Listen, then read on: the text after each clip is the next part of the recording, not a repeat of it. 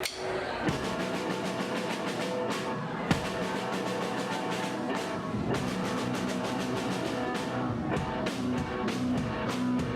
I'm Eva Walker. Hi, I'm Cedric Walker. And we are The Black Tones. And this is a Bad Collective Clubhouse Session.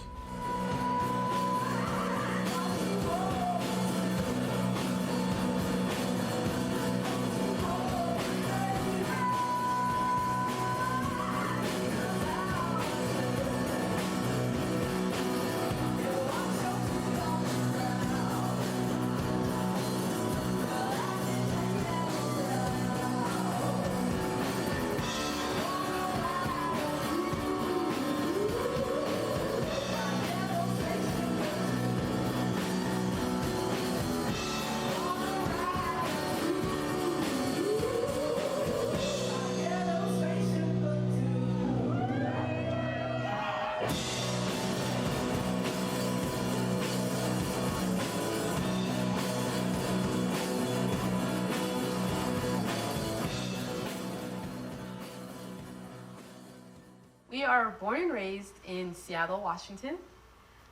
We are first generation Seattleites, us, and we have 2 more siblings. Everyone else is from Louisiana, actually, which is a big influence on our music. And you 2 are actually twins, correct? We are twins, and if you have to know, I'm older. No, they didn't ask that question. Nobody asked that question at all. Describe your music and then talk about that influence from Louisiana. Yeah, so our families, they're admirers of music, and there was a lot of jazz music in our household here in Seattle, blues music, R&B music, just a lot of music. And so they kind of brought that love for music up here to Seattle, and so music was always in the house. There aren't any musicians necessarily in our family other than us, really, but a lot of music lovers. Like our debut record is called Cobain and Cornbread because it sort of represents our sound, the influence of the Northwest and being raised in the Northwest and being around grunge music and stuff like that, but then also the aesthetic of the South. We grew up eating Southern cooking, like that's kind of all we know is flavor. I was trying to describe our band. I was like, we're kind of like a mixture of Kurt Cobain and cornbread, and then we were like, that's the record. So that's how I describe our genre and what we play. We're Northwesterners that were raised by Southerners.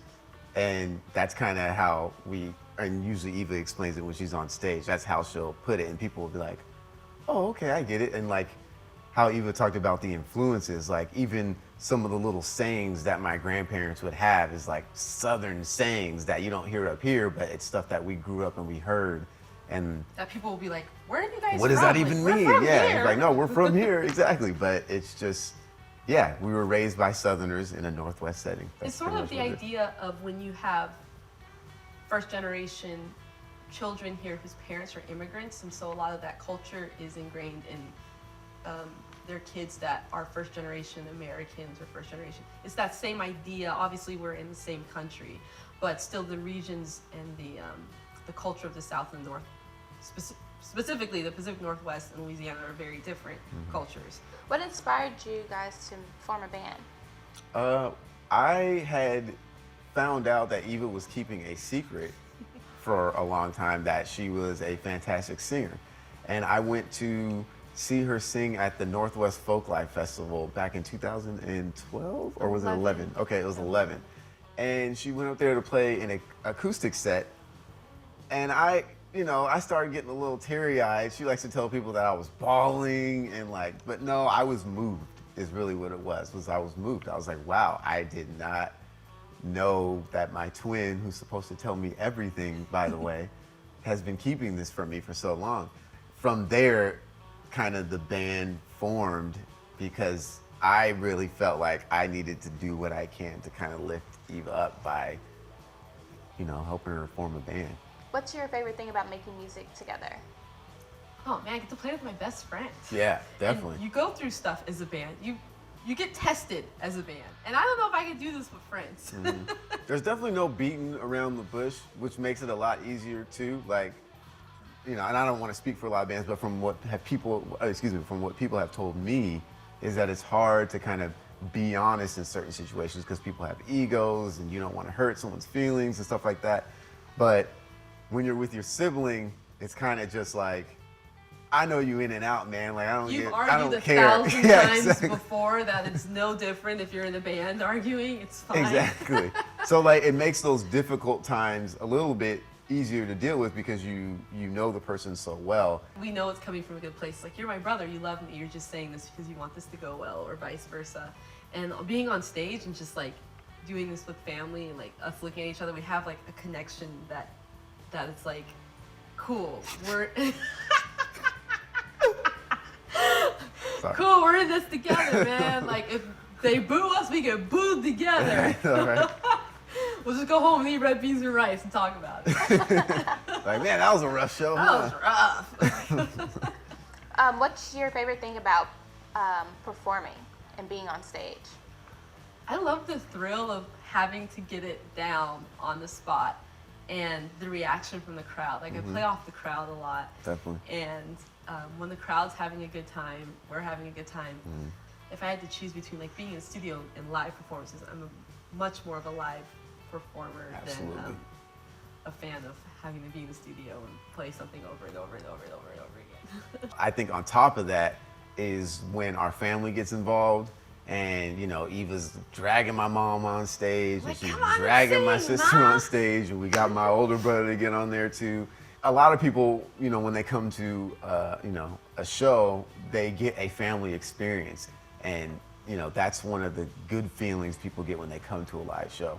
And so I totally agree with Eva. Like, a live show is just, it's the best. It's definitely one of the greatest feelings. And our family's really, really close. So we try to incorporate them as much as we can. My mom's first dream was to be a dancer, and she was in education for years. And so now that she's retired and she loves being on stage, I'm like, Mom, you can come on stage whenever you want. It's fine. She does backup vocals, her and my sister.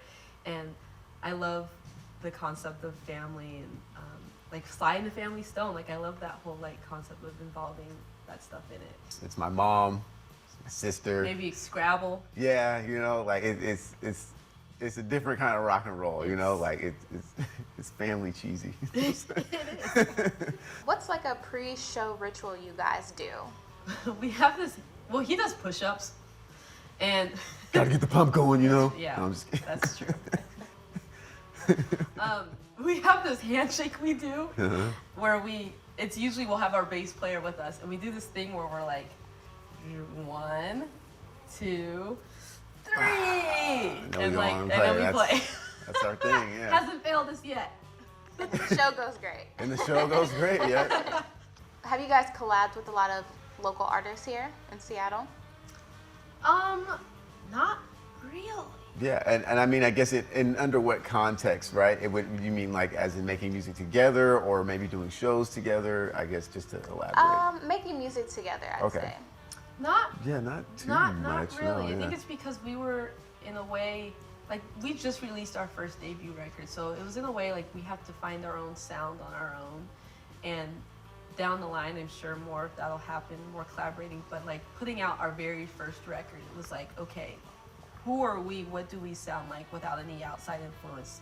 With all the music we listen to and the things we like and the upbringing we've had, and whatever, like, let's make something. Yeah. So that was very much just an us process this first record, for sure. Who are a few artists, if you don't mind naming some, that you wouldn't mind collaborating with? Danny Denial. Danny Denial of Darksmith. Yes, Yeah. I'm a big fan of Darksmith and of Danny Denial in general. Also Brett Benton, who plays Yeah, Break Benton's Delta good. Blues. Do And Normal. Do Normal. Oh goodness, yeah. Yeah, Do that'd be Normal. another good one. And then I just discovered this amazing guitar player. She shreds and she's kind of blues rock and roll. She goes by Vanna O is her band. I could definitely see collaboration with that. And Tres Leches. Yeah, definitely. Ah, how could I forget about Yeah. just like this? Yeah. How have you guys dealt with getting into this genre of music, being that there aren't many people that look like you? I know when we kind of first started, one of the things that Eva would do, and I kind of took this from her because she would do it, but she would kind of go through the list of old, rock bands and rock and rollers and kind of just, and work her way back into the past and always bring things back to how rock and roll was started, mainly by, blues and old soul and stuff like that, and kind of just reminding people of the history of rock and roll before it became more of a, I guess, for lack of a better term, white dominated genre. This isn't a weird thing. This is actually pretty normal. You know what I mean? This we are rock and roll. It started you know with what I mean? people that look like us, right? Yeah. And I used to go on stage and say, you wouldn't have rock and roll without blues, gospel, and black people, is something that I would say to audiences. Us more than anyone believe that. Like, of course music is for everyone. Like, I love the Doors, I love the Rolling Stones, and I love what some of these like white rock and rollers did with rock and roll music. They did a very good job with it. I just don't want people to forget the history of it, because when they see bands that are just the Doors or the Rolling Stones or that look like them, then they kind of think, oh, well, this is different, this is weird. And it's like, no, it's not weird. If you knew the history, then you know it isn't weird that we're supposed to be doing this, because we want to be doing it. Music is for everyone. You know, we've been called a funk band, a soul band. I'm like, we're just a rock and roll band. There's something about an all-black band that people kind of want to avoid the words rock and roll and punk. We're still a rock. It's just a rock and roll band.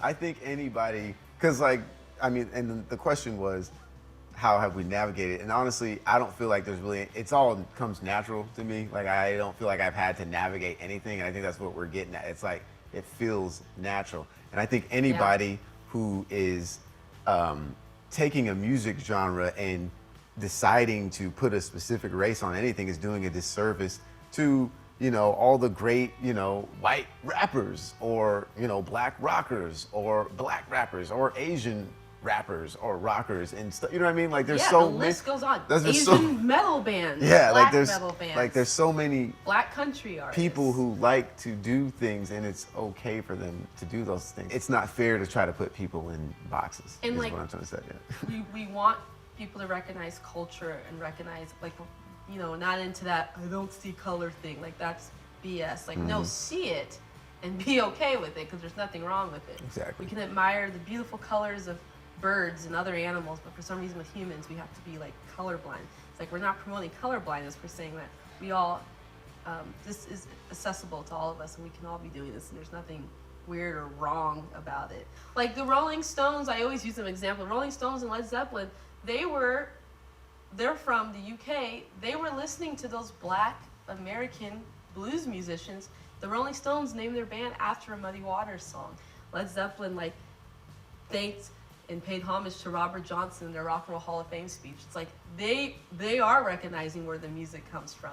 And so everyone else needs to understand that. So I'm not going to say, oh, Zeppelin just stole it from black people. Well, it's like, people can be inspired, but I like that those bands, like the Rolling Stones, were acknowledging that history and acknowledging where it came from. They weren't just and they are who they are.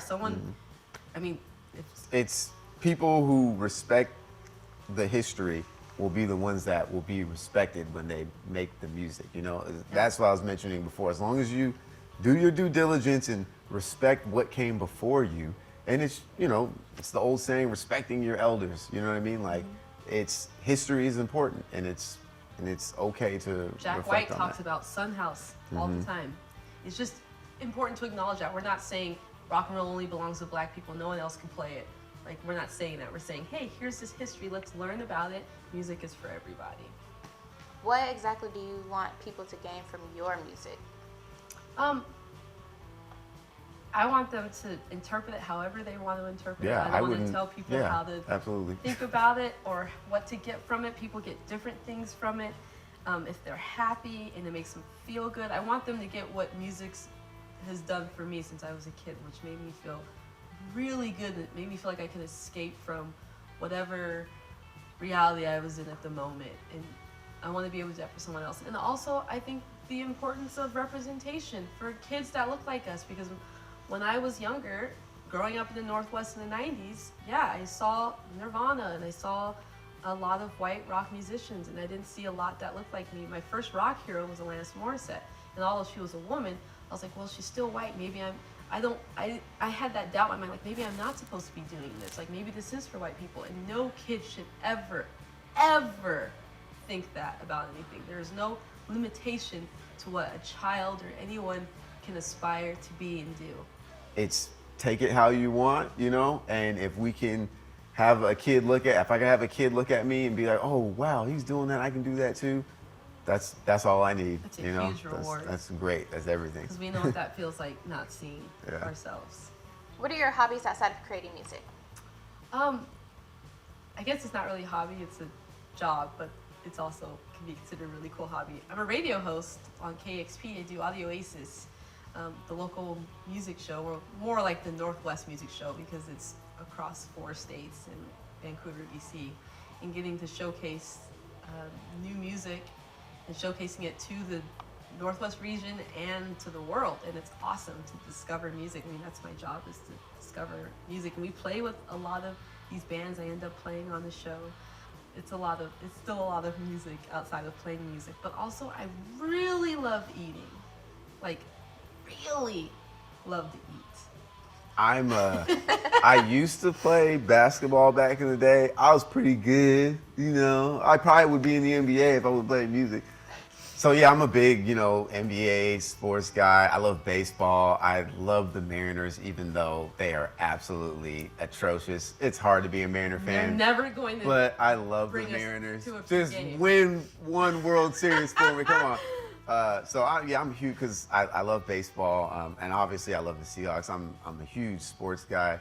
But other than that, yeah, I like to eat too. I'm a good eater. I got lucky with I eat a lot, but I don't know where it goes. No idea. Giant head of yours. I don't know how we're fitting all this on Throwing camera shots right now. now. Yeah, I really say this is the sibling. This is like I don't know how we're fitting that. here comes on- my sister on the now. screen. Right? Like Do you guys have any songs or projects that we should be looking out for in the near future?